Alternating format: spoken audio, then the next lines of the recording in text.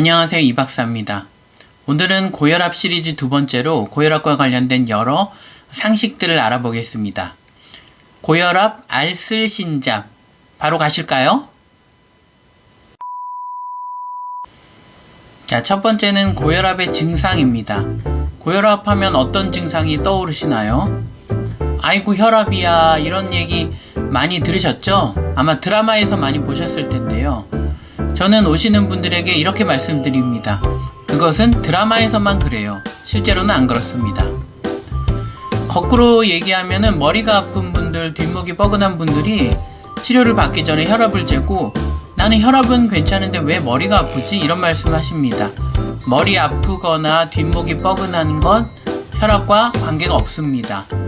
고혈압은 사실상 증상이 없습니다. 고혈압을 치료하는 이유는 다른 것에 있는 것입니다. 자, 두 번째, 저혈압이 고혈압보다 더 위험하다, 이런 얘기 하는데요. 여기서 말하는 저혈압이라는 것은 실제로 병원에서 일어나는 쇼크를 이야기합니다. 일상생활에 생활을 잘 하시는 분이 내가 혈압에 100에 60이야, 90에 60이야, 나는 저혈압이야, 이렇게 약한 척 많이 하시는데요. 이것은 사실 일반적인 혈압을 가진 분보다 더 건강하다고 할 수 있습니다. 왜냐하면 나이가 들수록 혈압은 점점점 상승하게 마련이죠. 젊었을 때의 혈압이 약간 낮은 것은 나이 들면 오히려 정상 혈압이 되어서 좋은 경우가 훨씬 많습니다. 실제로 사망률에 있어서도 혈압이 약간 낮은 사람이 일반적인 사람보다 약 5년 정도 수명이 많다, 이런 연구도 있는데요. 우리가 얘기하는 저혈압이 위험하다고 할 때는 일명 쇼크, 예를 들어 폐혈증이라던가 이런 것 때문에 혈압이 아주 뚝뚝 떨어져요. 60에 40, 50에 30 이렇게 뚝뚝 떨어집니다. 이것은 굉장히 위험합니다. 일반적으로 이 정도 되면 환자분들이 이제 사경을 헤매고 계세요. 의식은 없고 혈압은 뚝뚝 떨어지고 이런 상황이 됩니다. 이것을 위험하다고 하는 것이지, 일상생활 잘 하는 분이 가끔 어지럽다고 나 저혈압이야 이렇게 약한 척 하셔도 소용없습니다. 자, 다음은 하루 중의 혈압의 변화입니다. 혈압은 하루 종일 똑같은 것이 아닙니다. 하루 중에 변화가 있는데요. 흔히 디퍼라고 하는 것이 있습니다. 이것은 혈압의 일반적인 변화인데, 사람 혈압은 우리가 잠을 잘 때 새벽 약 2시 정도에 가장 낮아지고 한 5시, 새벽 5시쯤 되면 서서히 증가를 해서 아침에 혈압이 높습니다. 이것은 다시 말하면은 아침 혈압이 괜찮으면 하루 종일 혈압이 괜찮을 확률이 높다는 것입니다. 이런 거 보면 사람이 참 잘 만들어져 있다, 이런 생각을 하게 되는데요. 아침에는 우리가 활동을 하라고 혈압과 혈당을 약간 높이게 됩니다. 그런 호르몬도 나오게 되고요. 저녁이 되면은 반대로 잠을 자고 쉬어야 되잖아요. 그래서 혈압도 떨어지고 당도 약간 떨어지고 이렇게 되는 경향이 있습니다. 자, 그리고 혈압은 왼팔과 오른팔, 양쪽 팔에서 혈압이 같을까요? 일반적으로는 혈압이 같아야 됩니다. 왼팔, 오른팔이 같아야 되고요. 다리는 팔보다는 약간 높아요. 한 10% 정도 높다고 합니다. 근데 만약에 왼팔과 오른팔의 혈압의 차이가 많이 난다? 이것은 문제가 있는 것입니다. 우리가 지난 시간에 혈압이라고 하는 것은 혈관 안의 혈액의 양, 그리고 혈관의 저항도, 여기에 관계된다 그랬죠?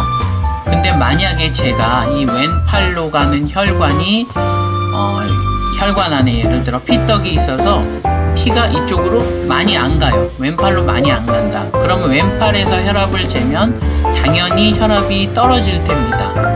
오른팔은 정상적으로 나오고, 그러면 차이가 나겠죠.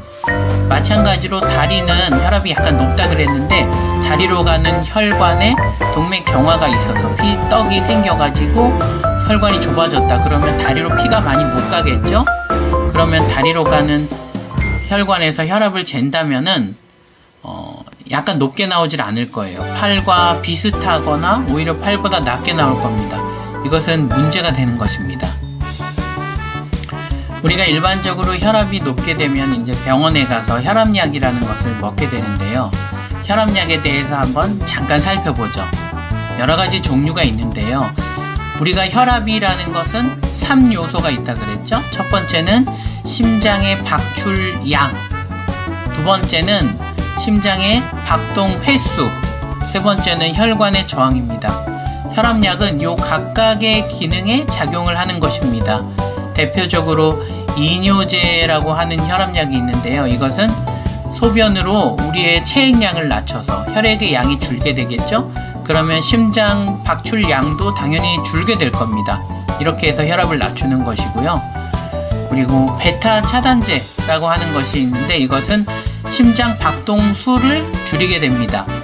그래서 혈압을 낮출 수가 있고, 칼슘 채널 블러커라고 하는 것이 있는데요.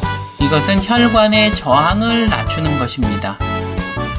이렇게 혈압약이라고 하는 것은 적재적소에 그 사람에 맞게 필요한 만큼 쓰게 되고, 만약에 A라는 약을 썼는데 듣지 않는다 그러면 A라는 약을 증량하는 방법도 있지만 다른 약을 추가하기도 해요. 예를 들어 이뇨제를 쓰다가 칼슘 채널 차단제를 같이 쓰게 되고 이렇게 추가를 합니다.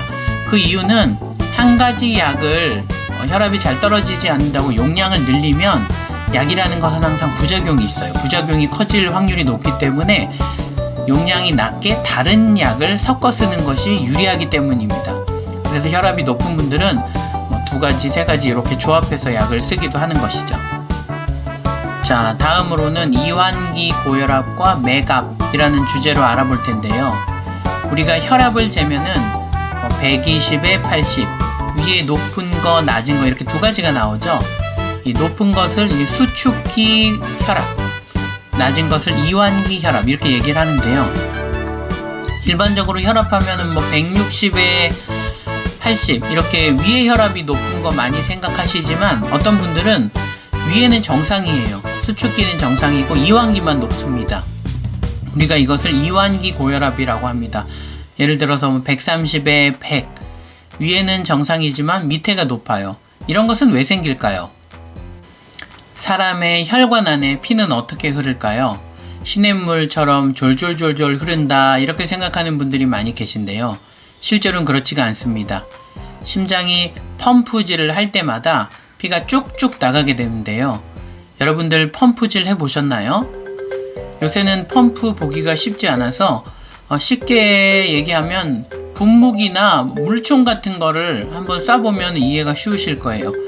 우리가 이렇게 수축을 하면은 피가 쫙 나가잖아요. 그리고 이완을 하면 피가 안 나가야 됩니다. 근데 이것은 몸에 좋지가 않아요. 혈관 안에 피가 항상 일정하게 있는 게 좋은 겁니다. 그래서 우리 몸에 그런 장치가 되어 있습니다. 마치 분무기에서 물을 짤 때처럼 수축을 했을 때만 피가 쫙 나가고 이완했을 때는 피가 하나도 안 나가고 이러면은 좋지 않겠죠. 그래서 우리 몸엔 어떤 장치가 되어 있냐 하면은 심장 바로 다음 혈관 대동맥이 이것을 상쇄시켜주는 그런 역할을 하게 됩니다. 심장이 펌프질을 쫙 했을 때 그 피를 모두 밑으로 쫙 보내주는 것이 아니고 일부를 대동맥이 가지고 있어요. 가지고 있다가 심장이 이완을 할 때, 심장에서 피가 나오지 않을 때는 대동맥이 아까 수축했을 때 가지고 있던 혈액을 밖으로 내보내서 이완기에도 피가 흐르도록 이런 작동을 하게 됩니다. 그러기 위해서는 대동맥이 말랑말랑하게 잘 이완이 돼야 되겠죠.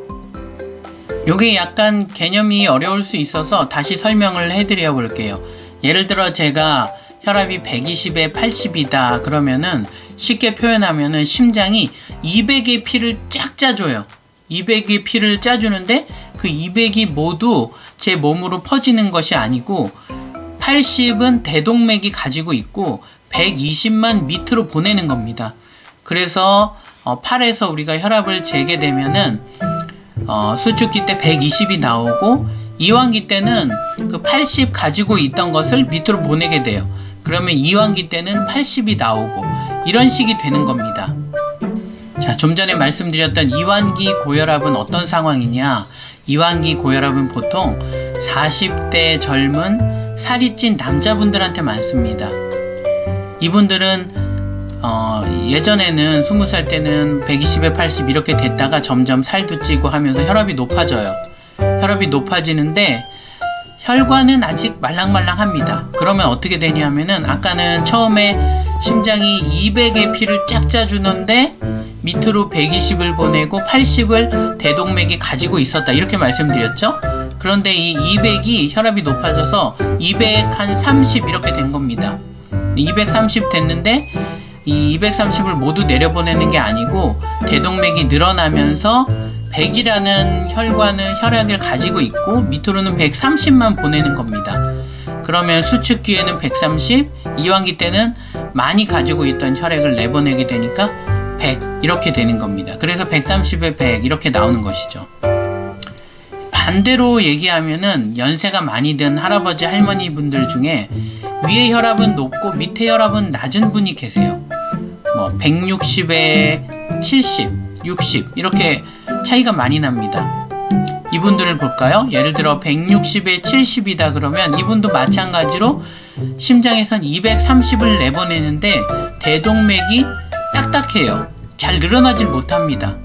그러면은 대동맥이 가지고 있을 수 있는 피가 70밖에 안 되는 겁니다. 그러면 밑으로는 160을 보내고 나중에 이완기 때는 70을 내려보내고 이렇게 되는 겁니다. 이 수축기 고혈압과 이완기 고혈압의 차이를 우리가 맥압이다 이렇게 얘기를 하는데요. 이 맥압 차이가 많이 나는 것은 좋은 것이 아닙니다.